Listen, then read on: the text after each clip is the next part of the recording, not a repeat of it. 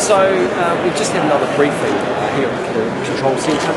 I think the first thing we can say is that there are no more salvors on the boat at the moment. They're likely to return very soon. They will obviously start pumping as soon as they can. They are working on increasing the flow rate. They've got a number of ideas on that front, but obviously this has been a very long, slow process that has delivered a very low flow rate so far. So obviously they need to keep working in that regard. Hopefully they'll do that. The weather conditions are likely to be windy tonight, so that may interrupt things, so we've got to get through the next 24 hours. If we do that, we're confident the weather will be more helpful from that perspective for the next few days, so that's good. Also had an opportunity to meet with environmental scientists. They've been testing the water quality right along the beach, and they're very satisfied with that. The beach is, from their point of view, the water quality is very good. They're also going to be taking some tests on shellfish, crabs and rock lobsters as well in the foreseeable future. So that's progressing well.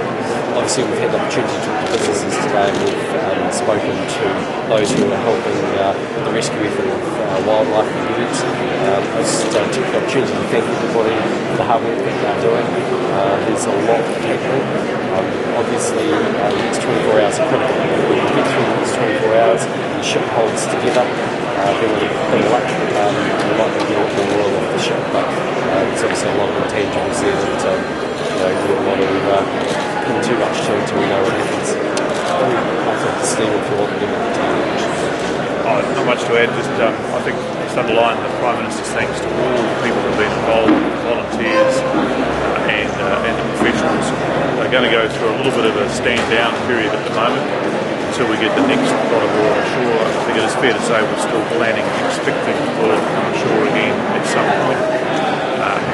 But they're just scaling back the volunteer effort at the moment until that time comes, giving everybody a chance to catch their breath. But again, thank you to all those people that have been involved, because that's been very helpful. So we just really got to see out the next 24 hours. The ship, of course, as we know, is behind its own, so it's going to wait to see if it decides to stay on the reef for that 24 hours.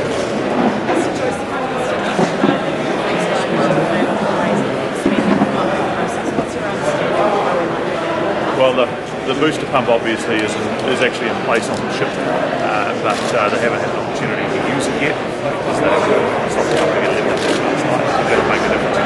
They have a number of other technical things which I won't go into in great depth, which are designed to help tweak the flow and improve reduce the friction through the pipes to get more going. And I think what you'll see happen is that if they can get it back going again, they'll simply add in that booster pump, see where that gets them, and then just keep working on these other options. They've also wanted to make progress on the starboard number 5 tank as well. I haven't had the opportunity to do that yet. They've been working out a way to do it. If you remember, most of that is underwater, so that'll be, once they get this thing running at an acceptable level, they'll be looking to have a go at that.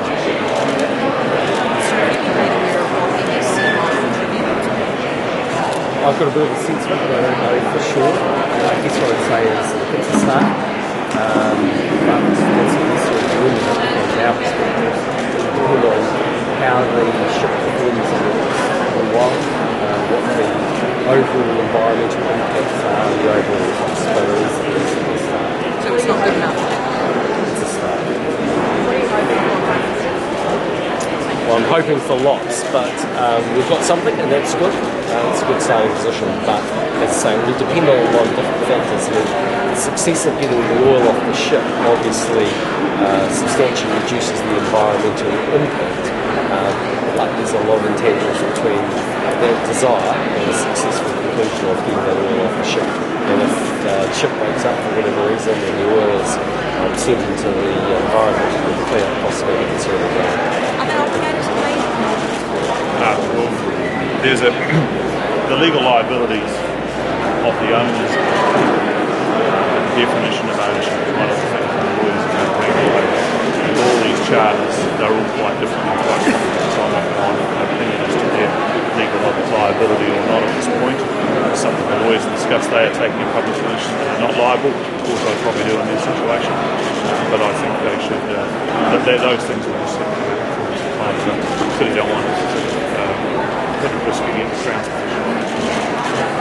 Prime Minister, have you, just on a different note, have you been made aware of the bribery charges they made in Wang?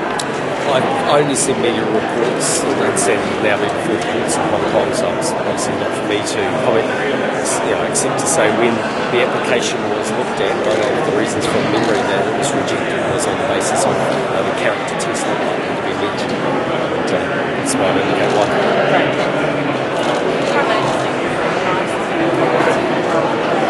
Well, ultimately, she's no longer part, I think, of the new application for Pay for Farms. I think that's a completely different application that's, as I understand it, for the overseas investment office at the moment.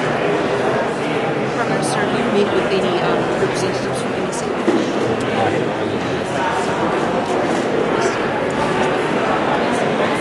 Yep.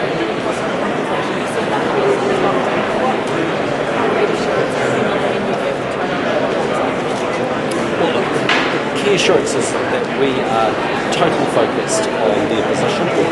We will try and work our way through that and be equitable and fair. As I said, the businesses that we met with today were really more looking towards the future, and their questions were really around how long this would go on for, and therefore what the likely implications would be from there. So I mean, if we were again in a position where things went out incredibly well and got a lot of oil off the ship, they may not be nearly as badly affected, in which case there probably wouldn't be a very strong case for compensation, or might be quite isolated. If it's a different outcome, that has different implications. But we're in a position where we've been through this process before in Christchurch.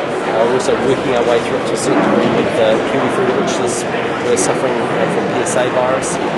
So it's not foreign territory to us, and we certainly do want to try and be fair, but it is quite a small and distinct group of businesses and workers, basically.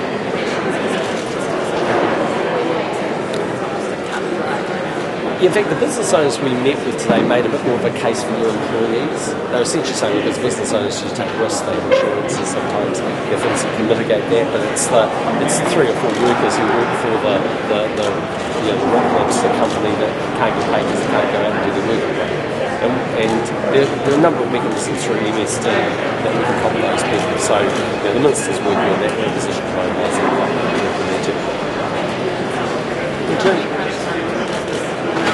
That was the big point they were really making, was that December 20th on is when it's all on, and we want to be running through that money if we can. In terms of businesses, some will want compensation and want to start the process now. Is there any information about how they can start that? Yeah, they certainly can contact their Work and Income Office, and the Minister responsible for Paul Bennett is working on how a scheme might work if it was required. We've encouraged the Chamber of Commerce to be in contact with her office. I've also got a number of questions that I committed to them that I get answers for. The ones we met with today were very much involved in the fishing industry. It's their interests around the exclusion zone and what that might look like. And we're in the process of getting the better answers around that actually. So it's really around things like, for instance, they have quota, so if they can't use the quota, could they, for instance, roll the quota forward? That hasn't happened for lobster, but fin fish, we might want to do that. For instance, they've got to make their applications for next season's quota now, so they say, well, if we buy it, we can't use it. What the government do, we buy it through brokers. There's a variety of things like that. Quite some practical things.